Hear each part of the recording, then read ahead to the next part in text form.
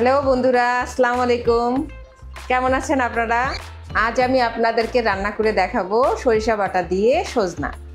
তো চলুন দেখি কি কি লাগবে উপকরণ। সবার আগে লাগবে সরিষাটা আমি 1 টেবিল চামচ নিয়েছি, এটা বেটে নিব পাটায়। আর একটা মাঝারি সাইজের পেঁয়াজ, এটাও পাটায় বেটে নেব। 4 থেকে 5 কোয়া রসুন, 4 থেকে 5টা কাঁচামরিচ, জিরা বাটা, জিরাটা আমি বেটে নিব। এখানে আস্ত জিরা আছে, আমি বাটা মশলা খাই সব সময়, আপনারা জিরা গুঁড়া ইউজ করতে পারবেন। এটা হচ্ছে আমি 1 টেবিল চামচ বেটে নিব। হলুদ গুঁড়া, একটা মাঝারি সাইজের টমেটো, এখানে সজনা আছে হাফ কেজি, রান্নার তেল, একটা মাঝারি সাইজের আলু সজনার মতো লম্বা লম্বা করে কেটে নেব, স্বাদ মতো লবণ, পানি। সবার আগে পেঁয়াজ, মরিচ, রসুন আর জিরা, এই তিনটাই আমি পাটায় বেটে নিব। জিরাটা আপনি গুঁড়া ইউজ করতে পারবেন, কিন্তু এগুলো বাটতেই হবে এবং সরিষাটাও বাটবো।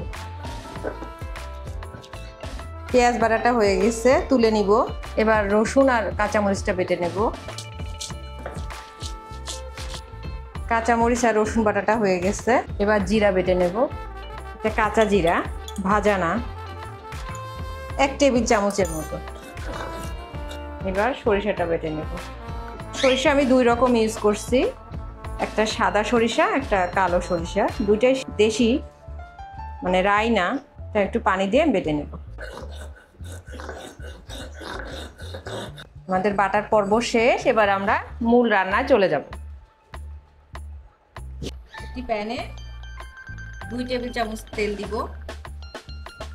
তেলটি একটু হালকা গরম হলে পেঁয়াজ বাটা,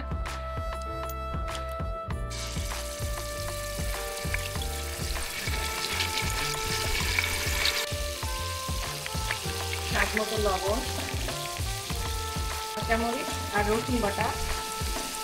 কাঁচামরিচ আমি 4 থেকে 5টা নিয়েছিলাম, আপনারা যদি ঝাল কম খান সেক্ষেত্রে কমিয়ে দিতে পারেন। জিরা বাটা,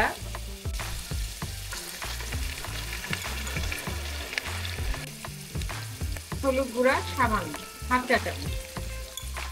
নেড়ে, খুব বেশিক্ষণ কষাতে হবে না, একটু নেড়ে আমি সজনাটা দিয়ে দিব।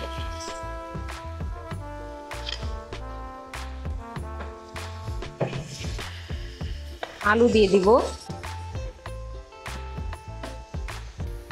এবার সুন্দর করে মশলার সাথে মিক্স করে নিব।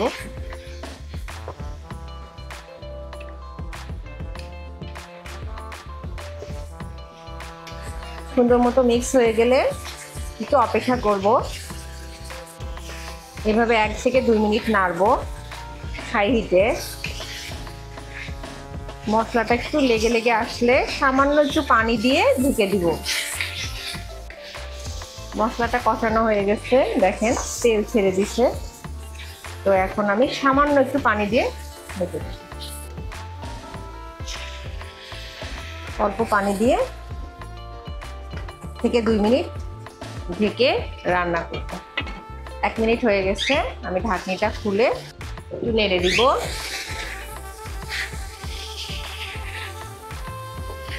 দেখেন খুব সুন্দর একটা কালার আসছে।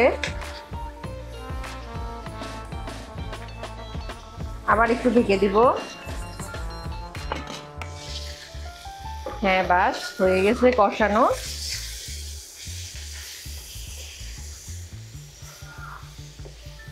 এবার আমরা পানি দিব সিদ্ধ হওয়ার জন্য। এখানে পানি আছে 300 ml, দেখি কতটুকু লাগে।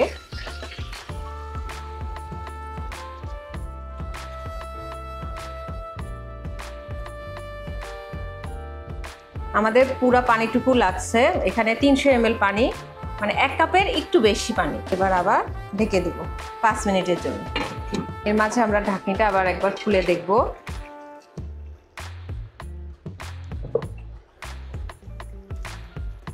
লবণ চেক করব এবং এই যে টমেটো, একটা মাঝারি সাইজের যে টমেটো কেটে রাখছিলাম, এটা এখন আমি দিয়ে দিব।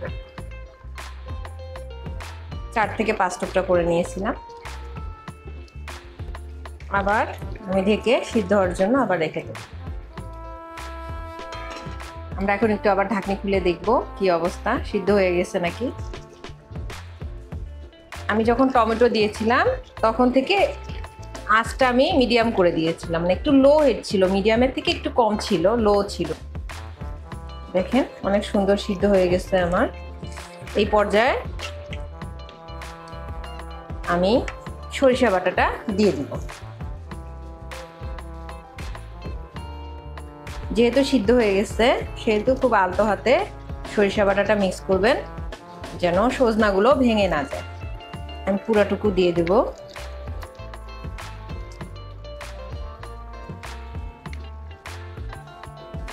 খুব আস্তে আস্তে মিক্স করছি। সজনাটা একটু ঝোল ঝোল থাকবে। সরিষা বাটা দেওয়ার পরে বেশিক্ষণ রান্না করলে কিন্তু সরিষা বাটা তেতো হয়ে যায়, মানে তরকারিটা তেতো লাগবে খেতে। 1 মিনিট, 1 থেকে 2 মিনিট রান্না করবো আমি। আবার ঢাকনিটা খুলে দেখবো আমাদের রান্না হয়ে গেছে প্রায়। হ্যাঁ, আমাদের রান্না হয়ে গেছে। দেখেন অনেক সুন্দর। আমি এইভাবে একটু একটু মাখা মাখা ঝোল রাখবো। এই ঝোলটা দিয়ে ভাত খেতে, সাদা ভাতের সাথে এটা আপনারা খাবেন, সার্ভ করবেন। খুবই টেস্টি, অনেক সিম্পল একটা রান্না কিন্তু খুবই অসাধারণ খেতে। এখন চুলাটা বন্ধ করে দেবো। তো বন্ধুরা, আমার রান্নাটা কমপ্লিট হয়ে গেছে। খুবই সাধারণ একটা রান্না কিন্তু খেতে খুবই অসাধারণ, এবং সজনা স্বাস্থ্যের জন্য খুবই ভালো। আপনারা অবশ্যই রান্না করে খাওয়াবেন আপনার ফ্যামিলিকে। আমার ভিডিওটি যদি ভালো লেগে থাকে তাহলে অবশ্যই লাইক এবং সাবস্ক্রাইব করে আমাদের পাশে থাকবেন। ধন্যবাদ।